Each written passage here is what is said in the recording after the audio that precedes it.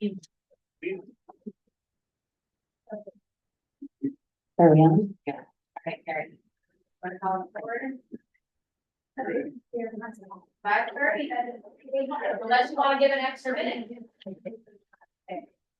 Everybody ready?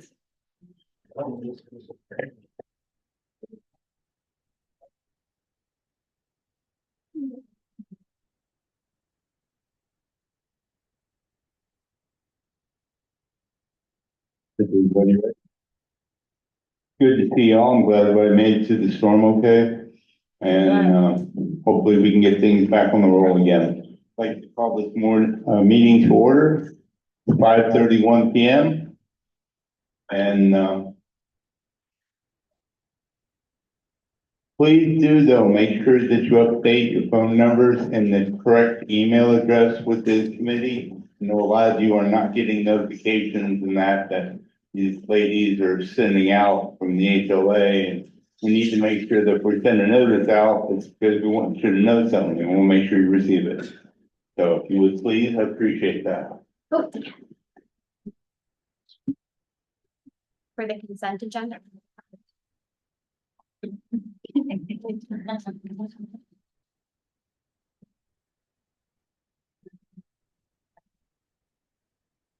Has everyone had an opportunity to review the minutes? Yes. I didn't get it. Okay, so they are in the packet in front of you, and you know what? I'm breaking my own rule. I'm breaking my own rule by speaking and not using the microphone. Everybody, just as a reminder, please go ahead and make sure to use the microphone so that everybody can hear what we're saying. So if you have an opportunity to review the minutes, fantastic. If not, they are included in the packet. Kat, our secretary here, is going to call for a motion to approve the minutes. And you are welcome, voting members are welcome to vote to approve, to vote to reject, to make amendments, or to abstain. If you are uncomfortable voting on it, let's say you are only comfortable voting if you had a chance to review them, that is completely and utterly fair. So you would just go ahead and abstain in that case. Okay? All right. But not signed in yet?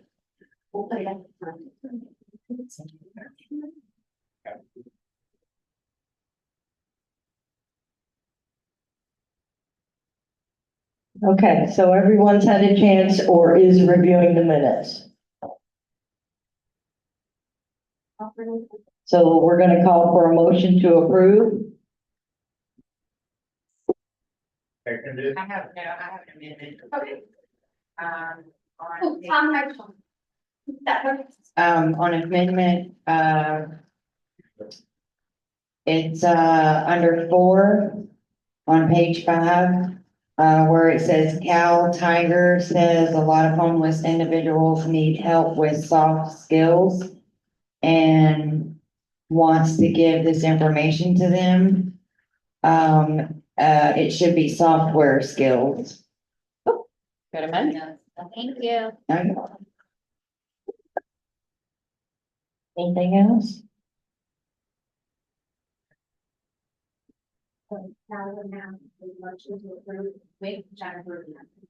Is there a motion to approve with Jennifer's amendment?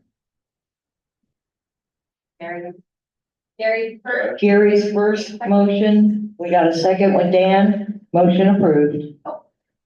All in favor? All in favor? All opposed? All opposed? Anyone abstaining? Okay. All right. Motion passes. Thank you very much, everybody. All right. Now, it's a big packet this week. Okay. Now we're moving on to proposed meeting dates. Okay, so if you go to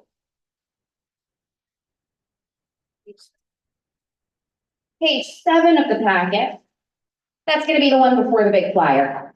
You go to page 7 of the packet, you will see proposed meeting dates for 2025. So this is going to continue to be the second Thursday of the month. Unless anybody would like to discuss changing that. So you are 100% welcome to propose a different meeting date. We are also open to talking about different meeting times, different meeting locations. This is the opportunity to really have that discussion. So again, that's going to be page 7.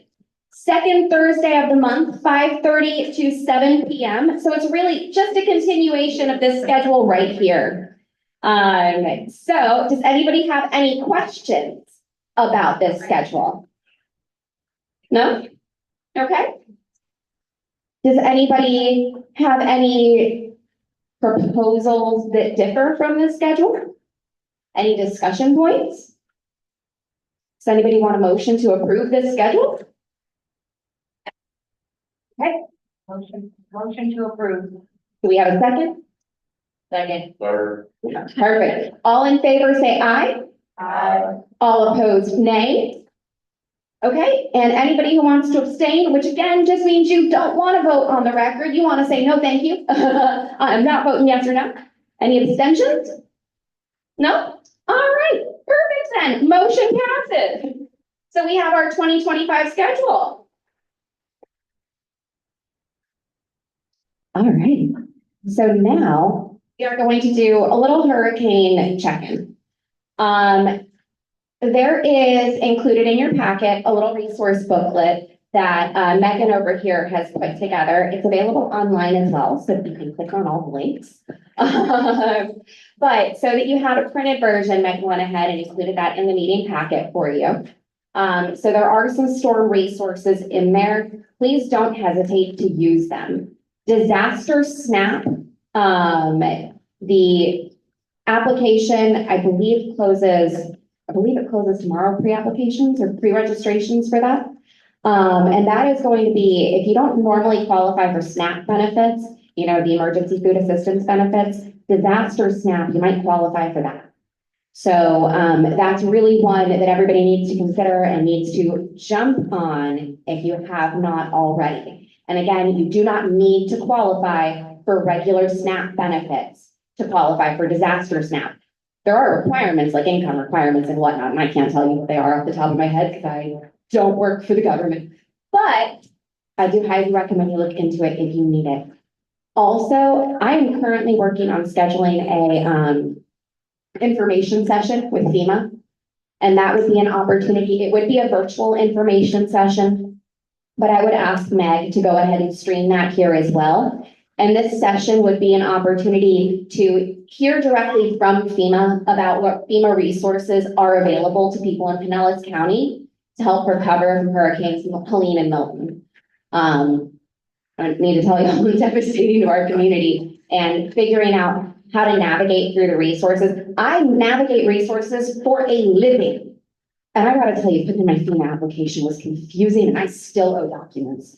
I'm really excited to have this opportunity with FEMA. I'm just working on getting it scheduled, which is harder than I expected. But we are working on it. And the idea there would be that the community would have the opportunity to hear about the resources and ask questions. So if you have questions that you want to ask, go ahead and start thinking about it now. And honestly, if you want to send those to me and Megan, we'll even start working on gathering some of the answers beforehand because we do at least have the contacts at FEMA. And we will do our best to help get the information that you need. So if you have questions about the resources available in the community through FEMA, please don't hesitate to reach out to me, to reach out to Megan, and we will pass the question along. If we don't know the answer, there's a good chance we don't know the answer, but I will find out as best I can and get you that information. I'm nothing if not honest. So that's what my little hurricane update is. But I also wanted to have an opportunity to kind of check in here as a group.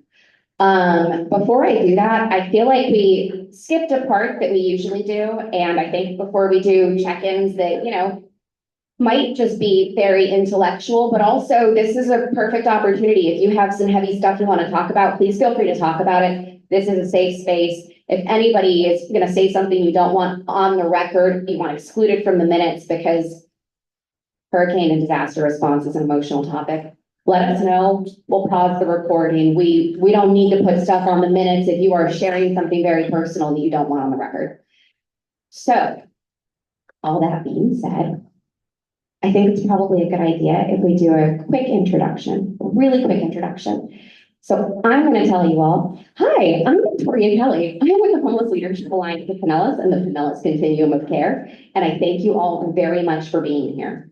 What I'm going to ask is if everybody could just go around the room. I'm going to pass the microphone around and just really quickly, your name and, your relationship to this group. So my name is Victoria and I'm here as the meeting facilitator. Gary might say, my name is Gary Small and I'm here as the co-chair. So let's go ahead and get started if that's okay. Do you mind if you start us off? Jack Lippman. And what else? Oh, your relationship to the group. To who? To the group. To the group. I'm a Mr. more or less. Okay. You want to pass it down? Hi, my name is Charmaine Kennedy and I'm here because I care about the people in this room and the people that don't come here, and I want to see things get way better. Perfect. Okay, if we could do it really quickly though, name and relationship to the group, like 3 words. Joe Conning, I'm just a visitor, I guess. Gary Small, co-chair and board of directors. Jennifer CoC, advocacy for mental health, homelessness, and, more shelters. I don't know where Kat went, but Kat Maidland, LEAC secretary. Daniel, I'm a LEAC member. Good evening, this is Angela Herring. This is my maybe first, second time coming, homeless. Thank you very much. Mary Robertson, I was homeless last year. I guess I'm a member of this organization. Yeah. Romeo DeRoziers, volunteer with the St. Pete Dream Center. Sam Vanson, pastor of the St. Petersburg Dream Center. He's my creation. I am also co-chair of this committee and on the COC board of directors. I'm Megan Robinson. I work for the HLA. I'm Nick Carey. I'm on the board of HLA.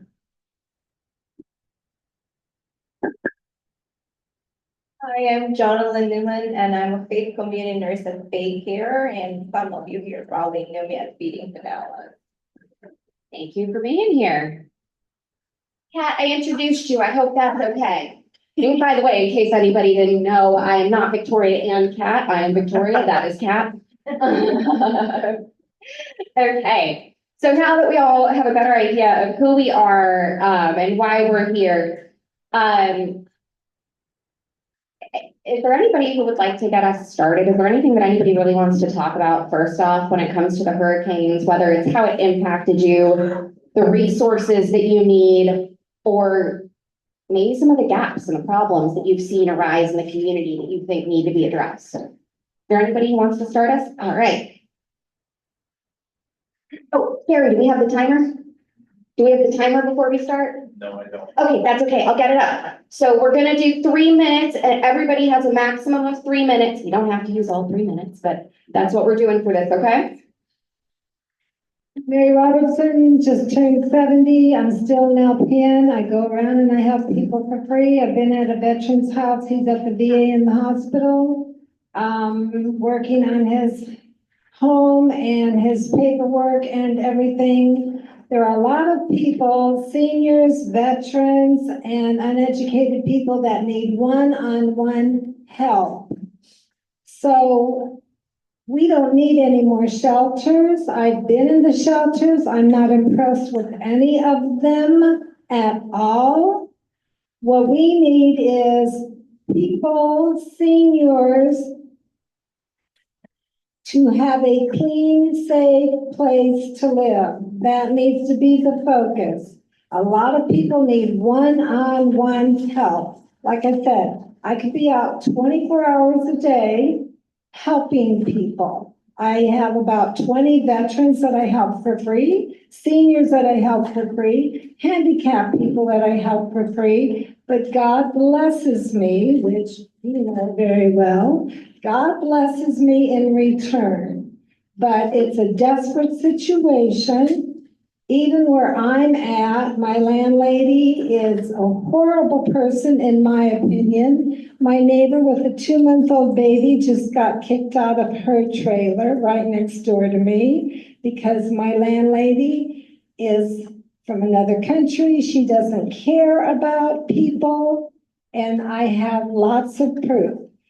What we need is people need to have clean, safe places to live now, and they need help, even if it's one-on-one. A lot of people don't drive, a lot of people can't take the bus, so people need to go to their residences or wherever they're living and help them.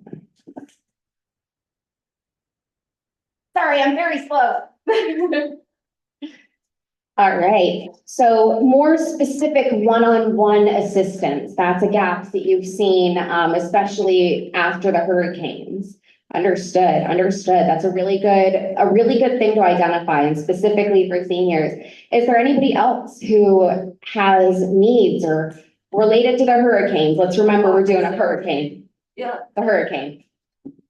Hello, my name is Angela Harris again. My thing is, this is I think my second time coming to this meeting. I didn't ask you about this is a what, homeless alliance meeting, homeless alliance? I should have stood. This is the Pinellas Continuum of Care. I work for the Homeless Leadership Alliance of Pinellas. Megan works for the Homeless Leadership Alliance of Pinellas. And Mr. Carey over here is one of our board members at the HLA. But we here are here for the Pinellas Continuum of Care. And the CoC, I'm sorry, y'all, maybe some of y'all have heard me do this a few times, but the CoC, it's just what we call a Continuum of Care because that's a mouthful, is the umbrella group that a lot of the service providers, folks with lived experience, lived expertise, our faith-based partners, our healthcare partners, our elected officials are all members of. I like to think of the CoC as, instead of us all pushing our own individual boulders trying to end homelessness up the hill, the CoC is us trying to push the same boulder up the hill so that we can make really impactful progress through collaboration. So great question, and I hope that answered it. Yes, and the next thing is, I'm glad to be a part, but I just like this lady, she's the advocate for the seniors, and she feels that they're not treated fair in their housing. And I feel that homeless people are very discriminated against, no matter where you go. Because ever since I've been homeless, I guess this maybe going on the 6th year, they judge you by bags. That's how they judge you. If you have a little bag, my bags are never raggedy. But if you have bags going into any store, they know you're homeless. And guess what? They call the cops. And now, yes, ma'am. Let's keep this related to the hurricane, please. But it is, because I was in the hurricane. You hear, I was in the hurricane as a homeless person. That's what I'm saying. Yeah, I was in the hurricane drenched because I couldn't get a place to stay because it was either too full. I waited to the last minute, or I didn't have a phone. So I was in the hurricane drenched and poured, drenched. Yeah, so it is related to the hurricane. And so the reason why I said that was because when you said faith-based, everybody, we come here just to point out things that happen to homeless people, or we're making a decision to help homeless people get a place to stay. That's what I'm trying to understand.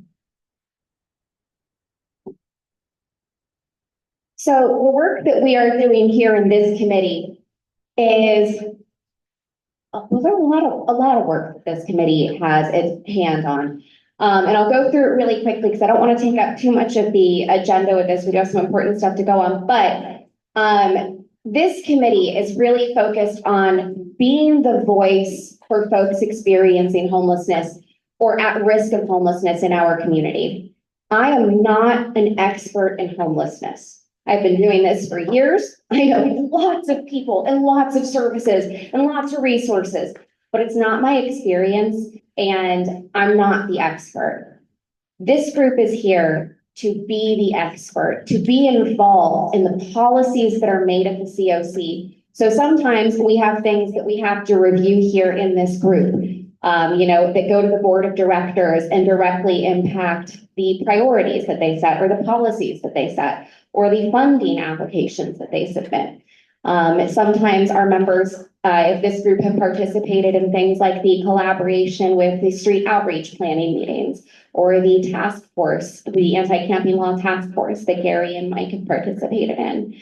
So advocating and informing are really the primary goals of this group. And the charter, which I don't think that there's a copy of the charter in this packet because we weren't going over it today, but it is online and we're happy to provide it via email to anybody who needs it as well.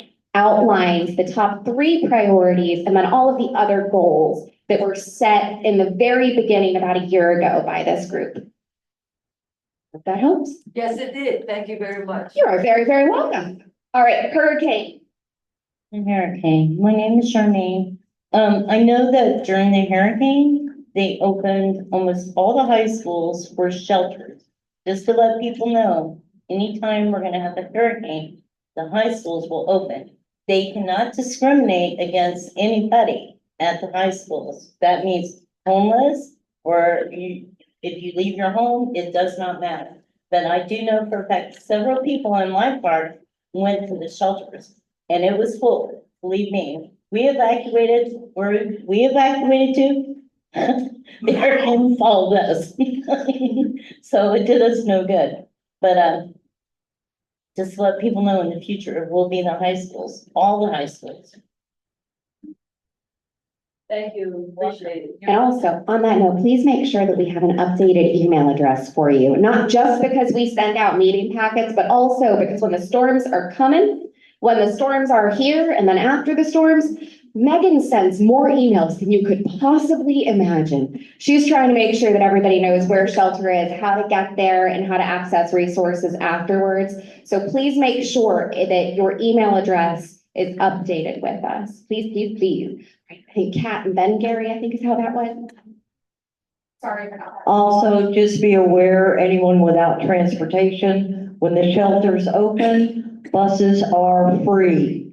Just tell them which shelter you're going to, they will take you there at no charge. On that note, I'm really excited to say that this year PSTA is also offering free transportation to cold night shelters. So whenever we activate cold night shelters, all you have to do is get on the bus and say, I'm going to a cold night shelter, just like you do in the beginning when the hurricane shelters open, and you don't need to pay a fare to get there. Gary? Unfortunately, the people that probably need to hear this the most are not present at this meeting tonight. But do not try to write it out anywhere else, thinking that you're going to just stick it out somewhere. We have people in place. There's Victoria, there's some of the rest of the girls. I personally have given my number to the committee just to make sure that you have someone to reach out to if you need to. Don't try to write it out last minute, get to a shelter. Victoria was helping me last minute, trying to get people out of the storage unit. And just, they were gonna write it out in the storage unit.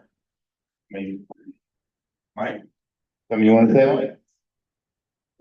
I'm coming. Nobody time me.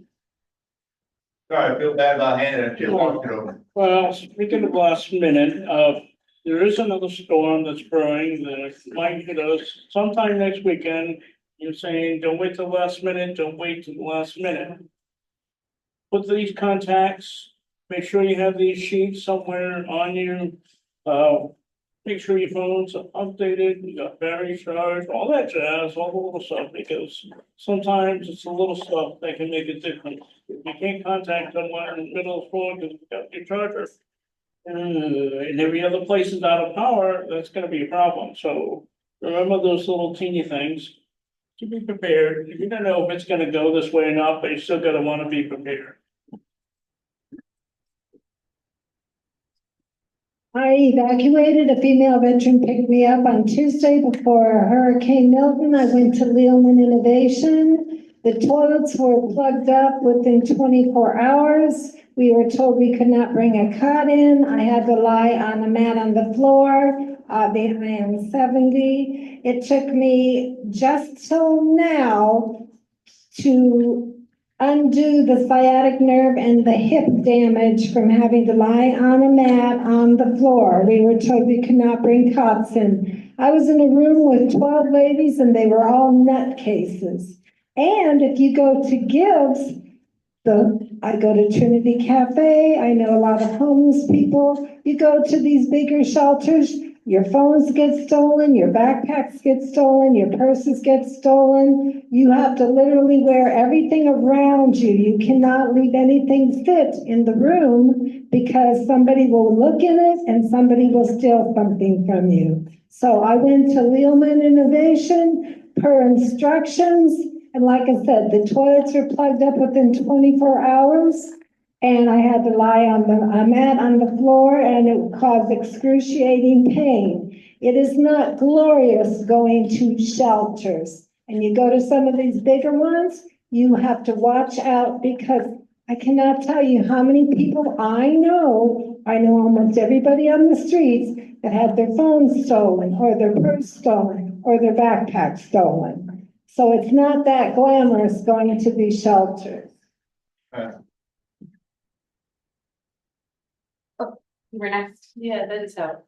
I know this sounds silly because I don't watch the news, I don't read the paper. Are we under, do we have cold shelters going on now? No. What about, is it hurricane shelter getting ready to start? I mean, is it post-storm No, ma'am. shelters? None? No, ma'am. Okay.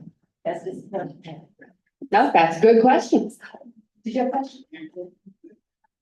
But, yeah, I just, if any of the emergency shelters, the storm-related shelters are open, and they are not open right now. All right. Even the step downs are closed. Yes, step downs closed yesterday or today. Maybe did before yesterday. Well, my name is Romeo and I've never really been homeless. There's a few days out on the street, that was about it. But what Mary is talking about is the major problem when you're dealing with it, hurricane or otherwise. You've got an attitude out there that it has gotten worse and worse. The whole public has this view that homeless people are just dirt. And that's what we've got to change. And the only way we can change that is by telling these homeless people that if you want a place, you got to get it right. So the thing is that we all have to work together because attitudes are what is the problem. And the main problem we got to do is we need to educate everybody as to what is available. And when there is a problem, like Mary said, these need to be reported. I know for a fact, I know many homeless people who have been in both of the shelters that Mary was in, and I hear the same stories. The shelters are filthy. The people out there don't care. They have attitudes. How do you fix that? The only way you can fix that is, well, you really can't, because here's the big problem. As we well know right now in our society, even the police don't do their job. When you see people on the street, take traffic. When's the last time you saw somebody get a ticket for traffic? How about jaywalking? How about riding a bicycle directly across the intersection? Okay? These are laws that are still on the books, but they're not enforced. And as long as laws are not enforced, we will have a homeless problem, we will have many problems. So the idea is education is what is needed. The homeless people need to be educated. They need to have someone who's willing to say to them, look, if you have a problem, report it.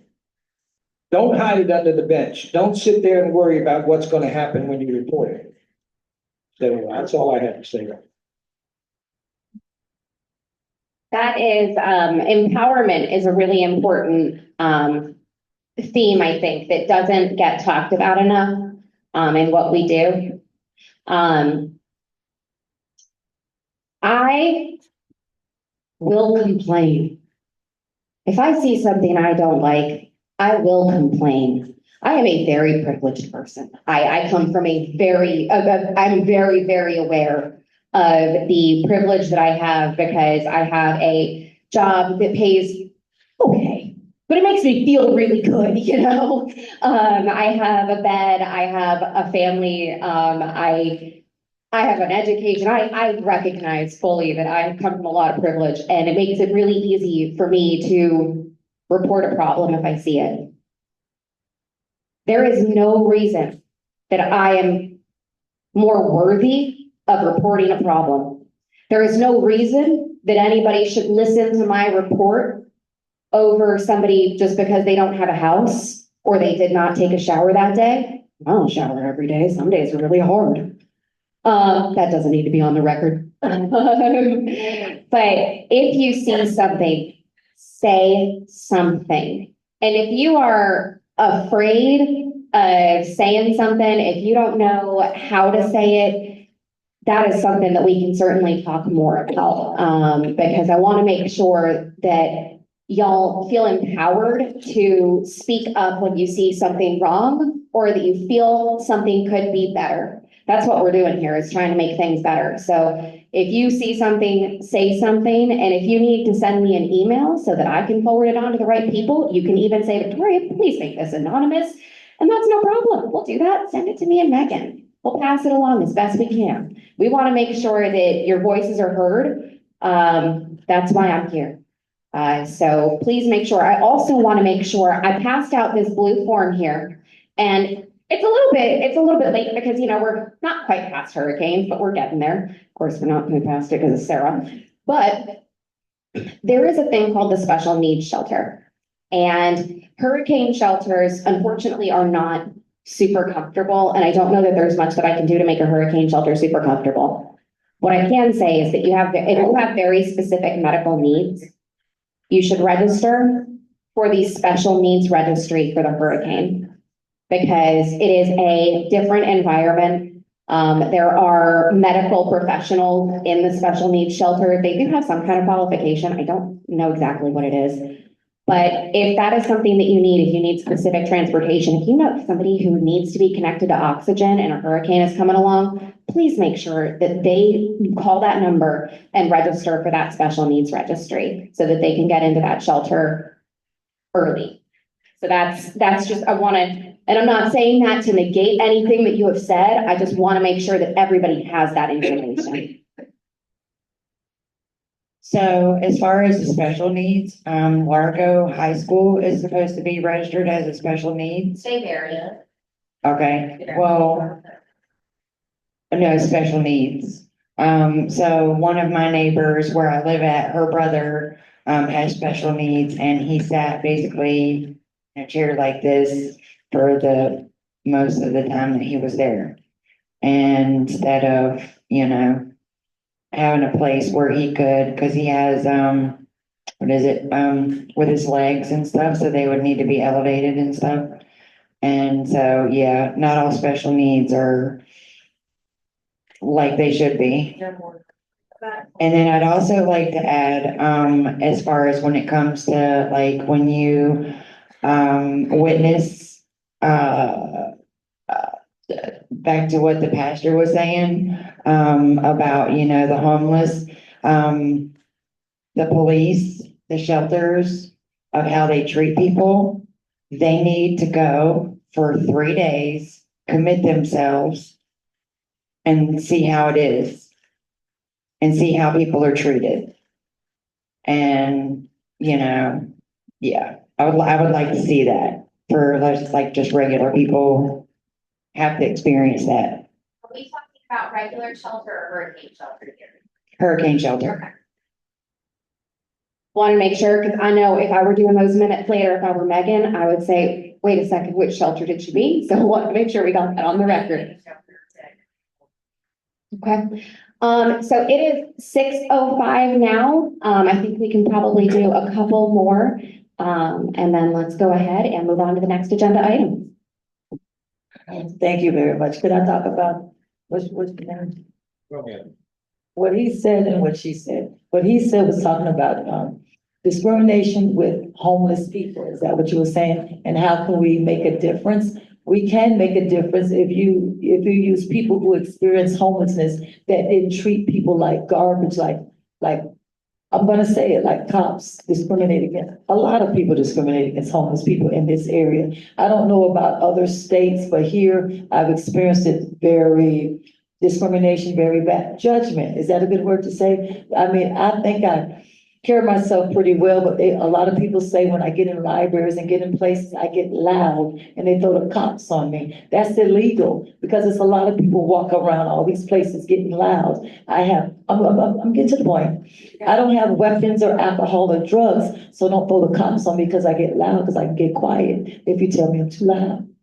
But anyway, when he says discrimination being treated poorly at these places, they can make a change. The change is use people like us to work in those places instead of people who have their mama, the grandma, always can go back to the daddy or the grandma or the daddy or the mama or the sister, and they have run these jobs and don't care because they don't experience it. They always have somebody to go back to, and they always have a little job. It's either people who never experienced it, people who middle class, people who run those places, or people who always worked and never had to leave their job for anything. So I think it can be a change. Is people who experience this stuff so bad and don't mind being honest to everybody. One more thing, when she was saying about the way they act, they're not clean in these places. People like to clean who had their own house before. Use people who like to clean up. Thank you. So I have a follow-up question to that, but I want to make sure it doesn't get missed because this feels like a potentially actionable endeavor. There can be actual movement here, before next hurricane season. And I'm wondering, what I'm hearing is that there's a job title, a volunteer or a job title, in our field called peer support specialist. And that is somebody with actual expertise, not me, not me, somebody with actual lived experience who is specifically trained to assist with whatever is going on. Let's go with hurricane shelters as our example here. So in this case, my question is, would volunteers with lived experience, and I'm looking around the room here, who are specifically trained on, the hurricane shelter, what's going on, what goes on after the hurricane, that kind of thing, stationed at different hurricane shelters when they open, to be that voice on the ground, because obviously a lot of people have to work in the hurricane shelters. A lot of people have to work in the hurricane shelters. Not everybody can be a peer support specialist. But if there were one or two peer support specialists at every shelter, I'm wondering, do you think that would be beneficial? Do you think that would help bridge that gap a little bit? Okay. Absolutely. Okay. So I'm going to go there and then I'm going to come here. But thank you all very much for that feedback. And if anybody wants to talk to me a little bit more about that after the meeting, I would appreciate it because I feel like that's a thing that we can certainly make happen, at least at the volunteer level.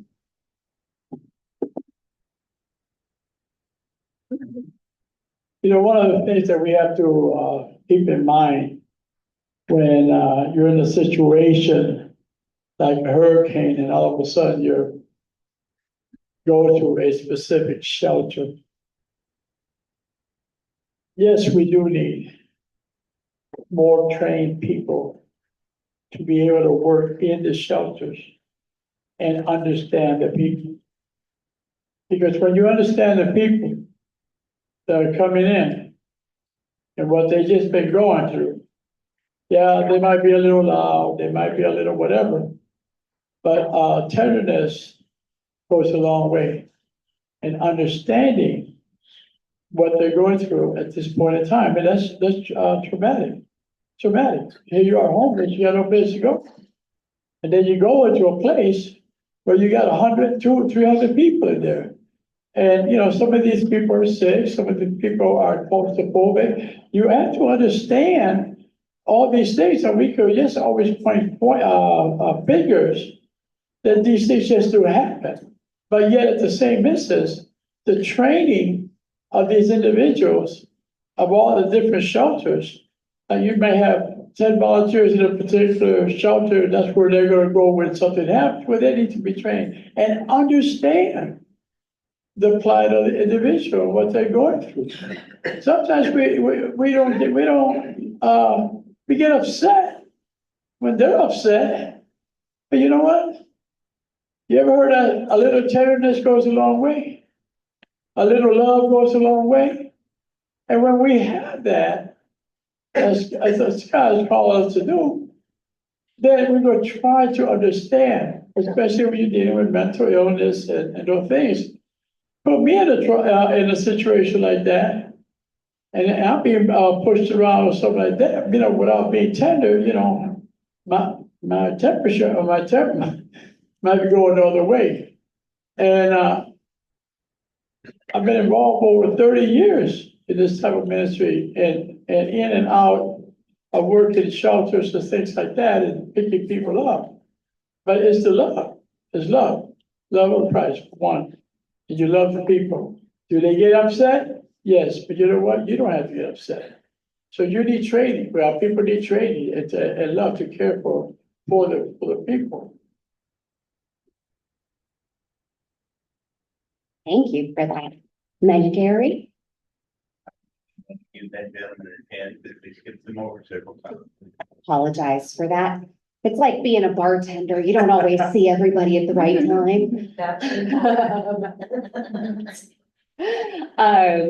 So thank you, everybody, for that. We don't need this officially, but I'm gonna ask for it if y'all are comfortable with it. Would y'all be comfortable taking official action on recommendations for the peer support specialist? Because I feel like when I present this to, you know, the county and to the COC, I can present it, I can tell them that we have talked about it. But if I can say there was an official vote, an official recommendation, y'all know, it's just nice to have a little bit of weight behind what you're saying. So I'm going to, if it's okay, pass it along to Madam Secretary or either one. Or she was closer to my left hand. All right.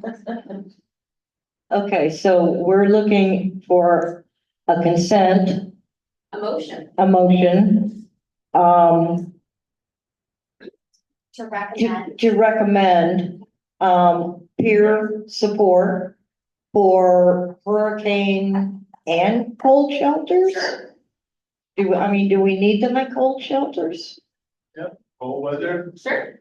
Yes, okay, so hurricane and cold shelters. And my understanding is there may be some training involved with the individuals that volunteer to be peer support.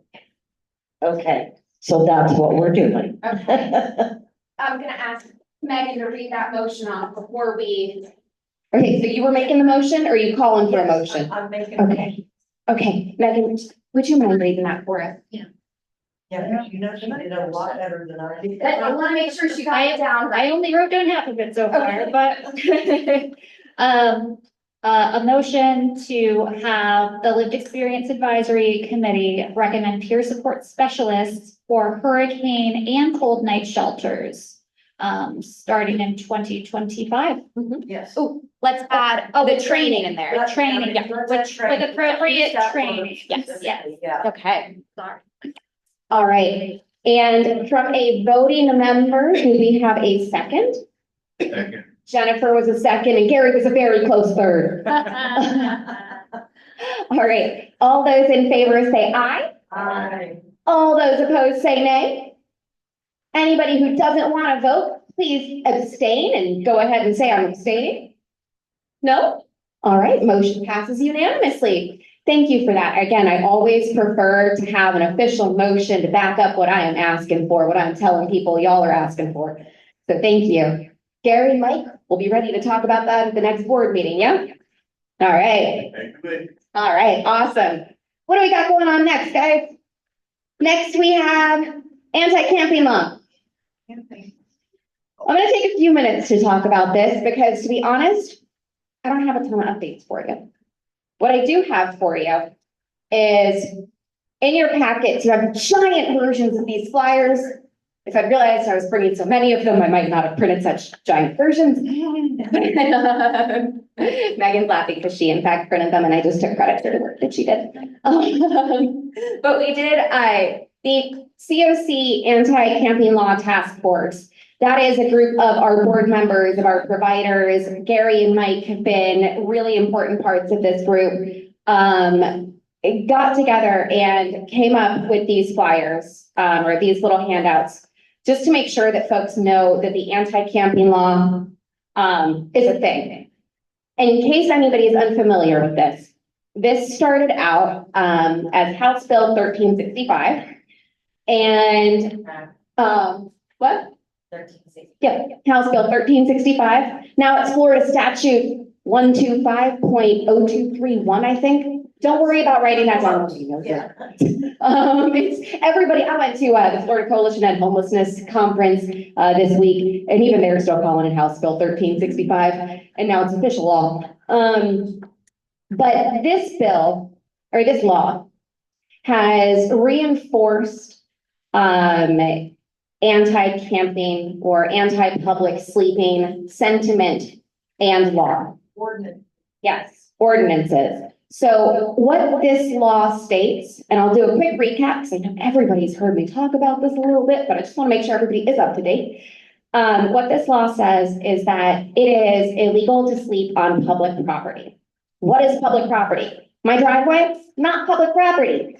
I might have issues if people just randomly show up and start camping on my driveway without talking to me about it, but I'm not calling the cops. So that's private property. The parking lot here at the library, public property. The Bartlett Park, public property. My agency's parking lot or building, oh, get the building would be private property, but the parking lot, that's gonna be Public and private property, it covers. Go to a business that's closed, it's private property. And you can be trespassed under the non-camping ban, just like you can public property. So the difference is, where this is different, is that if, come January 1, if a citizen, Joe Schmo, who has had a really bad day, I guess, sees people sleeping in the park, come January 1st, Joe Schmo has the opportunity, the right to sue the local government for it. The local government then has 5 days to correct this problem. That just means making sure that somebody isn't sleeping right where Joe Schmo complained about. So this is a really sincere issue for our community. It is a sincere issue for communities all across the state of Florida because this is a Florida law. And it is something that we are concerned about, and we want to make sure that our neighbors who aren't sheltered are aware of this. We are still working on coming up with some innovative new solutions. There is this program called the Dignity Bus, and it is a mobile shelter with showers and laundry and storage and that kind of thing. And that's one of the things that our community is looking at. You know, there are some solutions like that that we are exploring. But in the meantime, at the very, very, very least, everybody needs to know that this law is in effect. It went into effect October 1st. And January 1st, the community will start enforcing it with local government.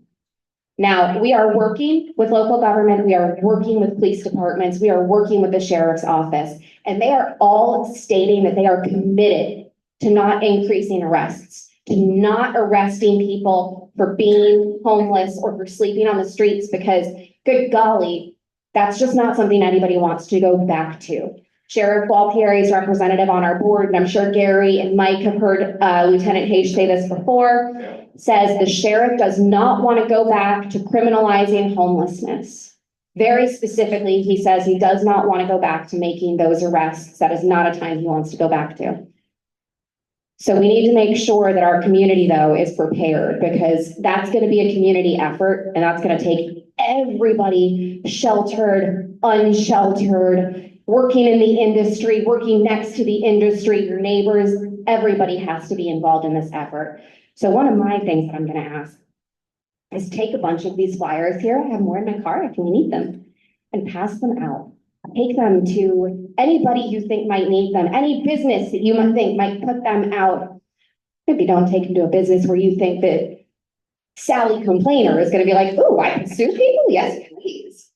But please drop them off at the pantries, at the libraries. Please make sure that people are aware of this law. And there are a couple of resources in that card as well. I go here, and then we're gonna go back here. Where do you find the law? I'm happy to pass this around for you, you can sit down, you know? Okay, thank you. Anyway, you know, I was a part of the, they called it the unofficial task force of St. Petersburg. Back in the day, I'm talking about 25 years ago, 30 years, and we used to meet at City Hall once a month. And there was a law that was stated for the Pinellas County that you cannot put somebody to jail if they're sleeping on a bench if you do not have a place for them to go. Is that still in effect? Well, they rubbed that thing out. The Supreme Court did. Supreme Court. The Supreme Court recently, and I'm not gonna put you on the spot, but if you feel like jumping in, please feel free. The Supreme Court of the United States recently upheld a ruling in Grants Pass, Oregon, right? Yes. And this ruling basically threw out it is actually wrong. It is cruel and unusual punishment to arrest somebody, to criminalize somebody, to punish somebody for sleeping in public when there are no safe options available. That was the law of the land until a few months ago. Really? Yes. And now Johnson v. Grants Pass was that ruling from the US Supreme Court. And a lot of people advocated against this. Our community, I don't remember if it was the HLA, I think it was the HLA board, even signed on to what is called an amicus brief. It is a thing that lawyers put together to present to the Supreme Court, basically, a really fancy thing. You know, we did advocate. Our HLA vice chair was up in Tallahassee, up in DC, trying to talk to people about this. Members of the COC board, Ms. Teresa Jones was up there doing the same thing. I think, Nick, were you doing the same thing? Mm-hmm. So unfortunately, though, the Supreme Court did uphold the Grants Pass ruling, and it is now okay. It is no longer cruel and unusual to punish sleeping outside, even if there's no shelter available. So if you sleep on a sidewalk, that's against the law? So if you sleep on the sidewalk, that's against the law is the question, and the answer is yes. So it's criminalized to people that not have a place to sleep or put their head on, and we don't have no place to put them. What are we gonna do about that? Okay, so the shelters in there, but even we don't have enough shelters in order to do that. So that's a criminal law right there against the people. That's ridiculous. Where is this law, so I can see the law? So, okay, if you look up House Bill 1365, Florida House Bill 1365, and then also, Megan, we can send a link out to the email list as well, so that you don't have to look in. Okay, get with Megan after the meeting, please. The one thing that I heard, and I don't know that it's true, but I heard that law was passed because there were things happening where somebody was a property owner, maybe a church, okay, and they decided they wanted to let the homeless stay on their property. Well, the community around sat there and said, no, we don't want them here. So supposedly with this law, if the person who owns the property says they can stay there, then they stay. Yes. Yeah. So that's why a lot of people said, what in the world is DeSantis doing? Okay, well, he was trying to get around the law so that people who did have property and wanted to put people there could. And that is something one of our partners, Allendale United Methodist Church, y'all might have seen it in the news a few months ago. Pastor Andy did in fact open up a big field there and let people camp out until the city of St. Pete said, we don't like this. And then all of a sudden there was some movement on housing folks over at Allendale United Methodist Church. So well done, Pastor Andy. Okay, we're going to take 2 more comments, then we're going to move on to the next part of the agenda. I want to make a comment. How much time do I have? I know I'm making it real quick, but my comment is when you said something about them. The law is for, it goes in effect in January, but It's in effect now. but they're not enforcing it, right, until January? Okay. Wait, so technically, some level of enforcement can happen now because as of October 1st, this is the law. As of January 1st, members of our community, Pinellas County residents and Pinellas County businesses can sue local governments, the city of St. Pete, the city of Pinellas Park, Pinellas County, for allowing people to sleep on public property if they see it. Thank you, but my question is, who was the person, but it was vetoed, right, when he said it was just thrown out as far as putting people in jail when they're homeless or being on public property? Is that a veto? No, that's law. I mean, it's not. I mean, it was thrown out, right, of the amendment, the Constitution, the Bill of Rights, the housing bill? Okay. Sorry, I misunderstood the question. The old law where it was cruel and unusual punishment to arrest people or punish people for sleeping outside when there are no safer options, that is no longer. That was essentially thrown out. The US Supreme Court went ahead and threw that out just this year. Gary, did you have one more?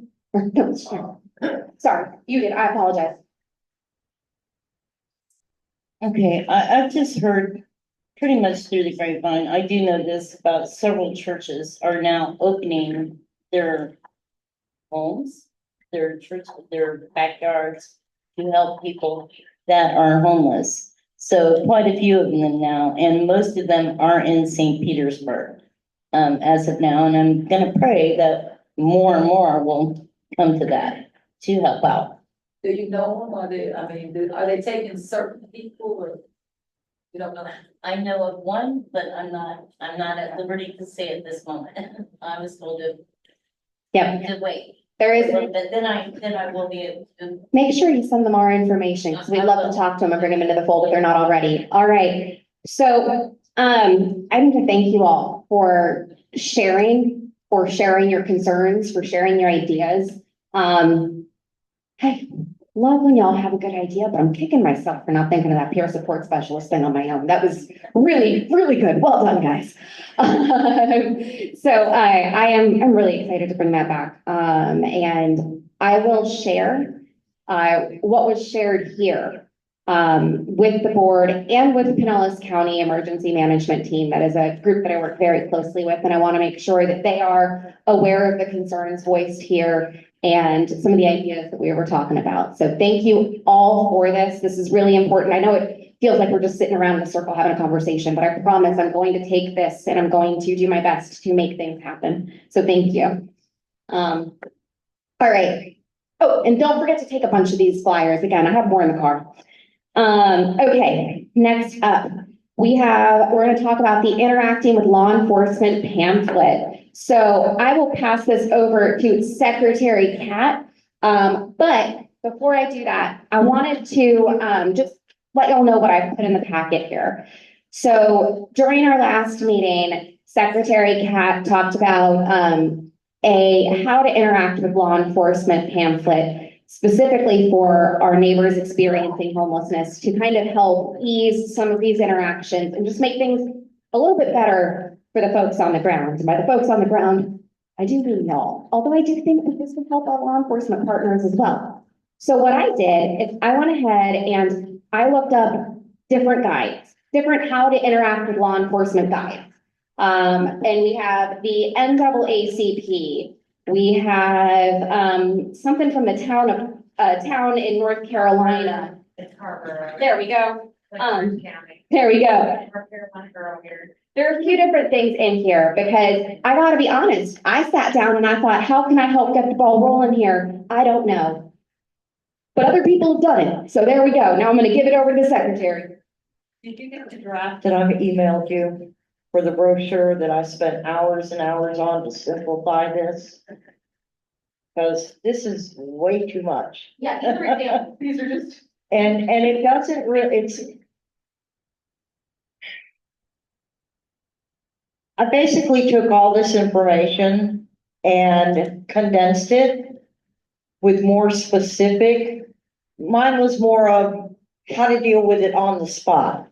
You know, the 3 different types of police encounters, what they mean, how to handle them, and then what your rights are, how to handle that on, you know, city ordinances pertaining specifically to camping with a vehicle without.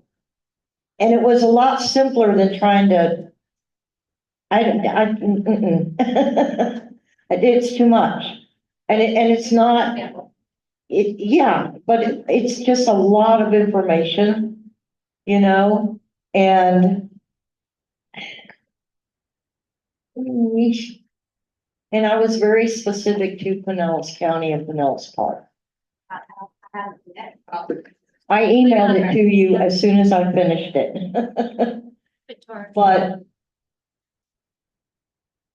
But it is there and it is condensed and it is organized. So if you look over it and then, you know, I don't know if you've read all the way through this or not. I've read it. Okay, so if you've read this and you look over that and you say, oh, we gotta put this in, or we missed that. But I put it together in a way that we could take a vote on it before we send it to the board for approval, you know? And there, you know, it's not professional, trust me. I had to do it old school. We're talking copy and paste, literally. And I'm sure that there's a lot of good information in here, but I've already read all of this online and condensed it down, and I stayed very specific to our area. Megan, did you have something that you wanted to say? Coming to you.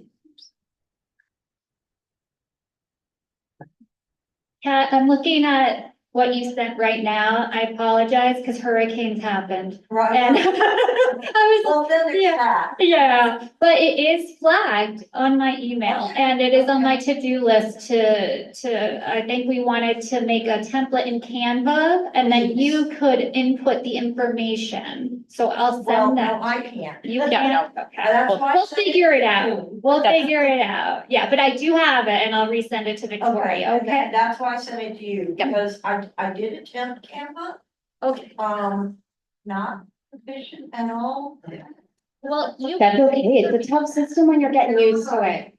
But the information, it's basically all of this information, but it's condensed and it's Pinellas Park, Pinellas County specific. All of the city ordinances that you find in there with regards to, homelessness, vehicle camping, sleeping in public, etc.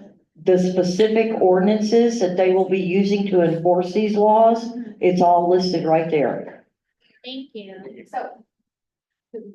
So, no, you don't have this yet. This isn't something you have yet, Mary. Nobody has this yet. But it is something, what I think is, what we'll do is we will take this and Megan has it. So we will either, put it into the template in Canva for you, or if it looks like we should, we'll send it out to the group for feedback.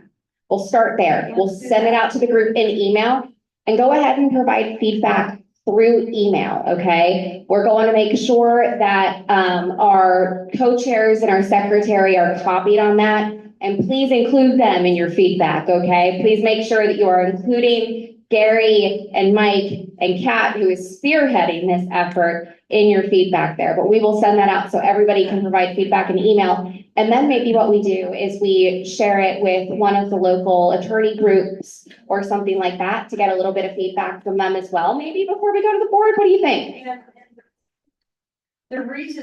The reason I took all the time to do it the way I did it is because the first thing it says right here is to ask for a lawyer immediately upon being placed into custody. Well, first of all, there's nothing here that covers the 3 different types of police encounters that you're gonna deal with. And the very first type of encounter, no lawyer required, but you need to know what type of encounter you're having before you can determine how to proceed. And I don't see any of that in here. And when it comes to education, you have to start with A, you know? So Okay, so just to recap, everybody is going to get an email. Everybody in the group is gonna get an email. Again, if you're not getting emails, please make sure your email is updated with us, and please see Megan after the meeting so that she can make sure that she puts it in the system. So we're gonna take what Kat has sent for this interacting with law enforcement flyer. We're going to send it out to everybody in the group, and we're gonna ask for your feedback. Okay, and then once we have that feedback, we will put it into a, pretty flyer, and we will bring it to the next meeting for review, discussion, and potential approval. And then from there, it would go to the board of directors, unless we wanted to make a pit stop by, a legal group, one of our partners, maybe Bay Area Legal Services or something like that. And Megan? Yeah. I did number the pages so that it would flow in the correct order without you having to switch back and forth or figure, I just went ahead and numbered the pages to make it flow. I see that. Okay. Thank you. Excellent. Does anybody have any questions for Secretary Kat about this project? Yeah, when you said. Oh, hold on. Those 3 categories that you have as far as when officers come to you and, you have to know how to interact with them. A lot of officers have been in my face, I think illegally, because I don't carry anything legally. They just say I was disturbing the peace. Somebody called the cops and then they want to throw me in a mental institution. But when those cops don't tell you, read your rights or tell you your rights or tell you, you can make a phone call, which they did not do to me. How do you handle that? And they have guns on them, and they have more than one person, like I'm a criminal or a fugitive or somebody running from the government. And that's how I was treated. Only because of the good king that I served saved my life several times. Because when cops get angry, they will shoot you, like they did Rodney King and Dr. King. Yes, ma'am, that's how I've been treated very badly here in this county, and actually all my life, to be honest with you. Very badly. Last year, I had to call the police, the sheriff, because a homeless man that I had met at Pinellas CoC, car broke down. He decided to camp on my property and across the street. Then he drank beer, and his sister gave him a bag of Xanax. So he drank beer 24/7 and took Xanax. I couldn't get him off my property. Called the police. The sheriff were horrible to me, verbally abusive, psychologically abusive, threatened me. I had to get a restraining order against him. The Dream Center helped me file for a restraining order. And tomorrow I go back to court to continue the restraining order. But the sheriff said, F you to me. The sheriff said if I called the sheriff one more time that night, he would personally arrest me for abusing 211. This was last year. And I said, at that time, I'm 69 years old. I'm still a nurse. I worked at Morton Plant. Don't you dare treat me or talk to me like this. A lot of these younger sheriffs are horrible, disrespectful, unprofessional, rude, and they should not have their job. Okay, so I am going to ask that we really keep this focused on questions about the pamphlet and the project. That is good feedback. It's valuable. I'm not trying to cut anybody off, but we are on a very short time. And I just want to make sure that we are getting to the meat of what we really need to do here for this particular project. So do we have any questions about this for Secretary Kat? Oh, yeah, I have one more question. About the project. My question is, are you saying that you're gonna send it to our email so we have the copy of it? Is that what you're saying? Yes, because we have to approve it. Okay, We all have to approve it okay, before it can go to the board of directors. all right. They have to approve it Mhm. before it can get printed and we can hand it out. Oh, you do have the email? Oh, my Megan's God. gonna send it. I'm sorry. You're good. Megan's gonna send it. Oh, Just make sure she has it. How do I become a member? 'Cause I don't think I'm. See us after the meeting, okay? Okay, all right. And then just so everybody knows, the next Board of Directors meeting is in January, so there is a little bit of time for that. There's a little bit of time to work on this one. Okay, all right, wonderful. About the pamphlet? No. About what they were talking about. Okay, what so- they can do. No, I'm gonna ask that we keep it focused on questions on the pamphlet, or we're gonna have to put that in the parking lot to address on another day. All right. Any other questions for this? All right. Secretary Kat, did you have anything else that you wanted to add? Okay, so everybody be on the lookout for that email from Megan, and please provide feedback on the pamphlet. If you see things that you don't think are worded in a way that is going to hit home, that is going to land with folks, so let's talk about it. If you think that there are things that need to be added, let's talk about it. If you see it and you think, ooh, I have a great idea for another project or another pamphlet, maybe we make one for law enforcement about how to interact with us. Let's talk about. Go for it. Go for it. Feel inspired. Go for it. All right. So next on the agenda. Oh, we actually got through that pretty quickly. Next on the agenda, we have some public comment and good news stories. So let's start with good news stories, and I'm going to give this over here to Gary. I was trying to say had to do more like with the flyer. If I understood correctly, we're gonna be having our committee passing out some of them flyers. If that's what the committee chooses to do.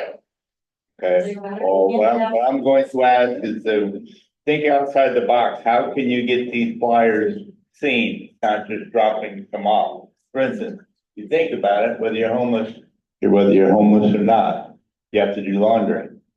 Take some, put them up on the nose. What do you do when you put laundry in? You walk around with something to read right up there. The object is we need to get eyeballs on the flyer.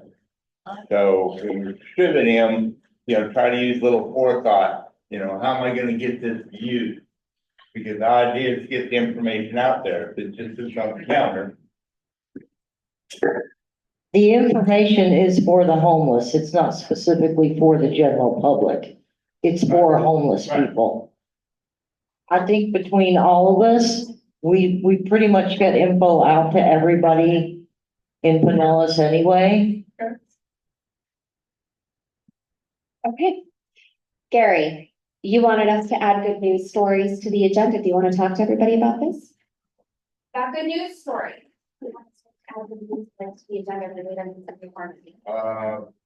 Not prepared this time. Okay. That's okay. Oh. Okay, so let me introduce what we're doing here, because I'm pretty sure that I know at least, and then I'm gonna hand it to you to kick us off. Okay, so one of the things that came out of committee, out of our data and system performance committee, is, and I must confess, I was not in this meeting. I have seen the notes from this meeting, but as I understand it, Co-Chair Small, who is, by the way, a member of our Data and System Performance Committee. Gary goes to that meeting every month to look over data and how that is going to interact or impact what we do.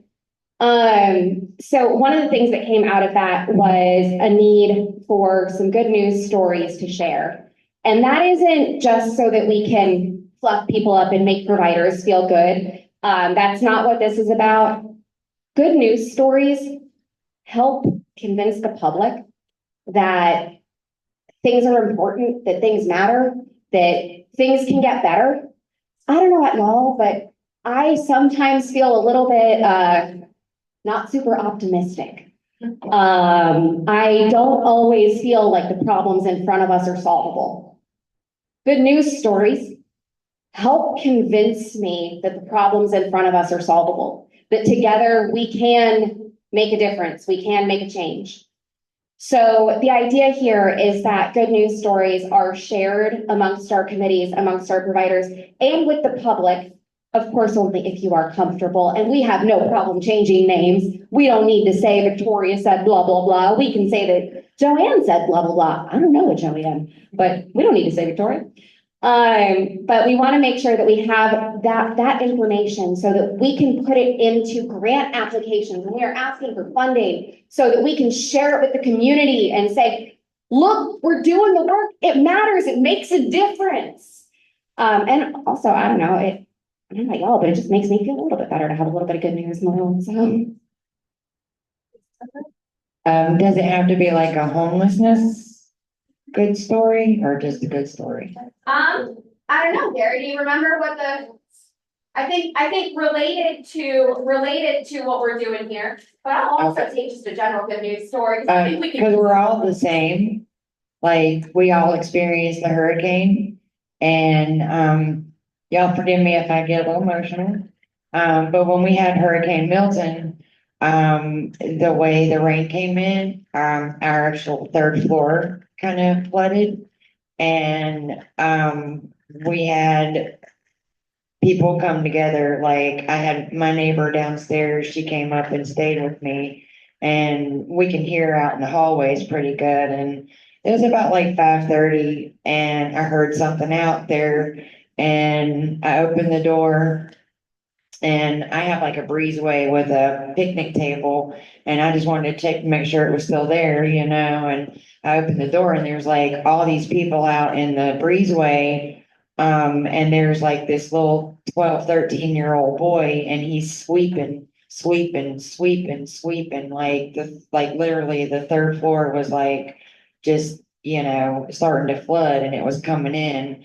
And it wasn't just like, it was Hispanics, it was white people, it was like people from other floors, coming up. And we helped the people that had evacuated. Just in case, another hurricane story, or helpful, tip is if you don't have sandbags, you can use double up trash bags and fill them with water. And so that was really nice to see everybody like come together and, help one another to protect even the ones that weren't there. So I love that. I wish we could stay that way always. That's awesome. That is a story of community. And that is entirely related to what we are doing here. Because when our community comes together to help the folks that need help, our community addresses a problem. That wasn't that little boy's mess to clean up. But he knew that if he didn't clean it up, if somebody didn't clean it up, it would impact everybody who lived there. So he made sure that that environment was safe for everybody who lived there, and maybe helped people avoid ending up on the street or back on the street, because if your home is wet and full of mold, it's hard to live there. We'll look it up for that's fantastic. Stories about community are really, really wonderful. Thank you for sharing that, Jennifer. Does anybody else have a good news story that you would like to share? Nobody? Can I share one?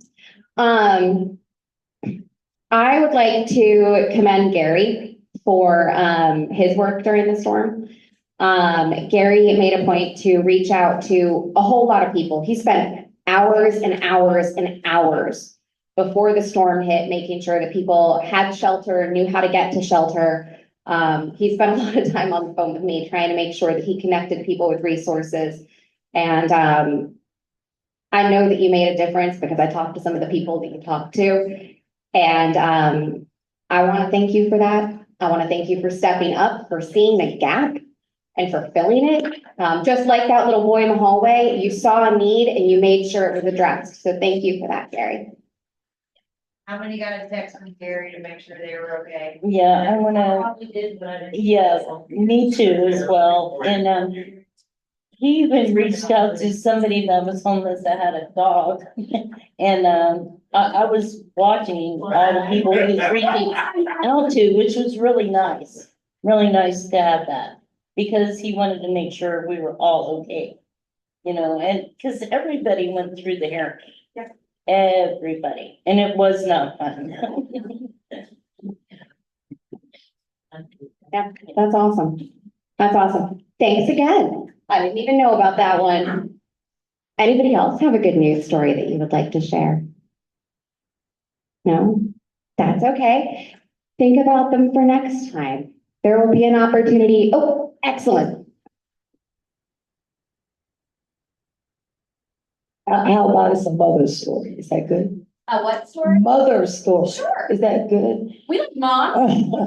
By me going through all this, my son told me he got a full ride scholarship, an academic scholarship instead of a sports scholarship. He could have had a sports scholarship because he played basketball all through, him and his dad helped me pay for it. I mean, his dad and me helped pay for it when he was going through school. So he got an academic scholarship. He said he didn't want to play basketball. Because, if you play basketball, the basketballs, they get big money, but then the leg broke, then the neck broke, then the arm broke. They get big gurus of money. But, he still loves basketball. So he said he got an academic scholarship. And my daughter, she's really funny. Love that. Where is he going? I don't want to say. That's okay. He's getting out of the hurricane state is what I'm hearing. That's fantastic. Congratulations to you, Mama. Well done. Well done. That's wonderful. That's really, really awesome. Thank you so much for sharing. I love a good news story. Okay. Now open discussion. Does anybody have any resources that you would like to share or things you would like to make sure people are aware of? 1 minute, yeah, I have mine is the flyer. Okay, let's talk about that after the meeting then, if that's okay. Okay. As most of us in the homeless community know that Pinellas no longer offers showers at Pinellas. They no longer offer showers, but Wednesday mornings, I've already talked to the pastor, her name is Brittany, up here at First United Methodist on 90th Avenue and 49th Street. You show up at 10 o'clock Wednesday mornings. Now it's a hot shower, a hot meal, and food pantry. All one-stop shop. And all are welcome. I've been told to tell people, feel free to come by, but it's a regular single stall, it's not like a high school shower. But ladies go up there and get their shower. They supply the body wash. And I've viewed it, I've checked it. It's clean, it's very nice. And like I said, you get a hot meal there and everything. So anybody that wasn't aware of that, just right here at 49th Street and go up to 90th Avenue. It's right on the right-hand side. Okay? You say that's Wednesday morning? Wednesday morning, every Wednesday at 10 o'clock in the morning. I'm gonna call a new resource, a good news story. Thank you. Are we taking to Jennifer? Jennifer's next. Thank you. Oh, so, I've brought up, I know there's the new advocacy, committee. And, I brought this up and I just wanted to make this on the record. I've been trying to for a while now, the change in the membership flyer. And, the new membership flyer does not, how do I say it professionally? Does not go over very well. When it says that the Pinellas CoC is a diverse group of stakeholders with a shared vision, it does not go over very well. And, I would like to see, it brought to the, I guess, board of directors, to somehow condense the original one. Changing the language, basically. Huh? Changing the language. Right. Because the original was a diverse group of individuals, service providers, government officials, and businesses with a shared, so they changed it from 4 to 1, and stakeholders does not have a good taste in people's regular people's mouths. I don't think it's a good word to be No, honest. absolutely not. And I would really like to see that changed because I don't like, handing these out. Okay. Oh, sorry. Also, I have a business that says as soon as it gets changed, that they'll post this up in their business. So follow-up question. Do you think that the original statement was better, or do you think that the original needs amendment as well? No, I think the original was good, because it covers everybody. It covers the service providers for the resources. It covers the community, of everybody that, just regular citizens. It covers the government officials, the law enforcement, anybody that works in the government, any of like city councils. And then businesses, like it covers everything, stakeholders. Yeah. We going out for dinner? That's how I feel about stakeholders. That's an easy change to make. Thank you very much. I like easy, actionable change. Awesome. We have 5 more minutes. Does anybody else have anything that they would like to share with the group for the good of the group? No? Nobody? Oh, yes, one last, I'm sorry, one last. Could it be what? Good or bad? It's not bad, it's not negative, just a statement about homelessness. Go for it. My comment and my statement is, I know some people say we don't need shelters. I think maybe we shouldn't say shelters, maybe we should say rooming houses for homeless people so they can pay rent, so everybody won't get so confused and so messed up, taking advantage of people and not doing anything and just laying around and doing drugs and alcohol and us having a bad reputation in the community and in the area and in the states.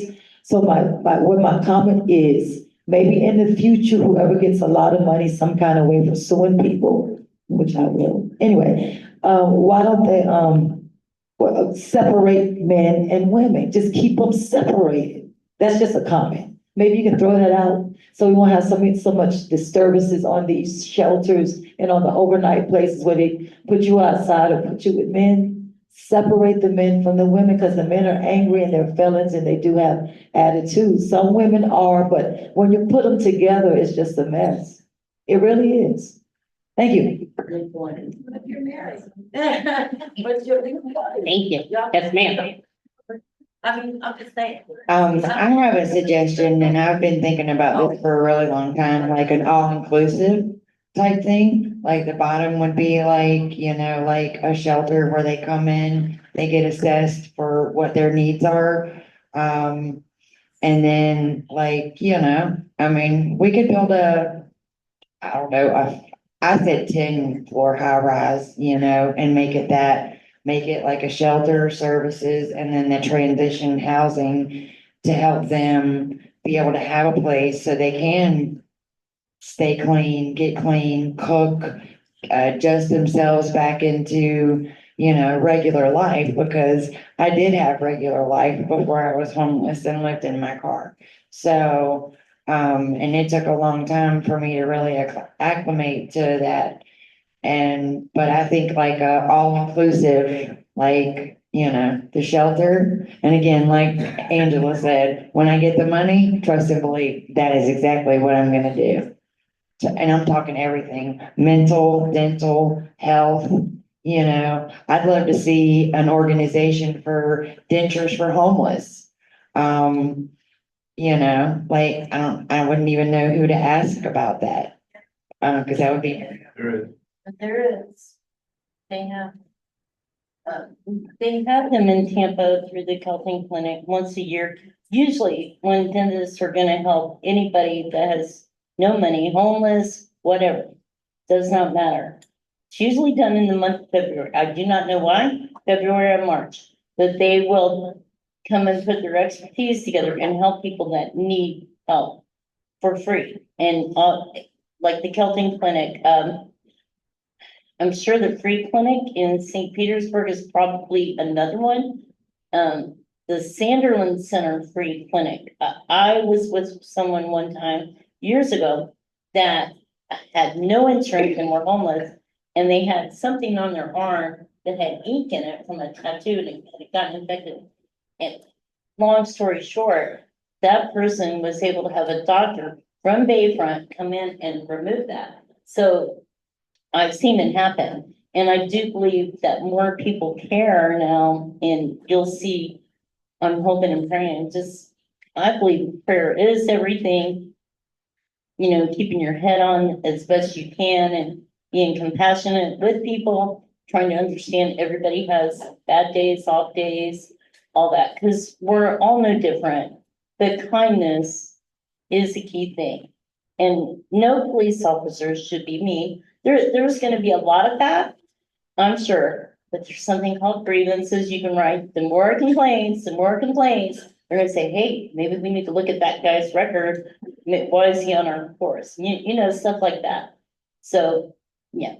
That was a good callback, I think, to end us on. Don't be afraid to complain if you see something. Say something, channel your inner Victoria, and don't be afraid to tell people that something is not okay. And if you need to reach out to me, I'm gonna ask you to reach out to me and Megan, just to make sure that it really gets seen, because, well, it's better to have two eyes on things.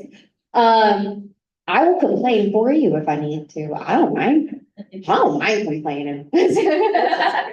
Grievance process, do it. Yeah, don't be afraid. Don't be afraid to do that. And if you need help, please let me know. And also, if you need help from one of our local legal aid partners, don't be afraid to reach out to them. The Community Law Program, Bay Area Legal Services, Gulf Coast Legal Services. Do not be afraid to reach out to them. On that note, Community Law Program still has the eviction diversion program. If you know folks that are facing eviction and that you think something's kind of fishy about it, sometimes evictions are legitimate, sometimes something fishy is going on. Reach out to the eviction diversion program. All right, and then one more, we are a little bit over time, so one more note. There services available to the committee? No. Not immediately. If there's a specific issue, we'd have to talk to him about that, but absolutely, the Community Law Program, Bay Area Legal Services, and Gulf Coast Legal Services, legal aid entities there to help you, not charging, and they do some outreach events out in the community as well. All right, so, Mr. Co-Chair, you want to call us to a close here? All right. I think we had a good meeting tonight. And I want to mention before close that everybody be safe. Have a good Thanksgiving. And do keep an eye out for the possible storms next weekend. So everybody remains safe so they beat up again in the future and tell us more good news and good stories. So with that being said, we'll close the meeting for tonight and be safe, everyone. Thank you, y'all. Thank you.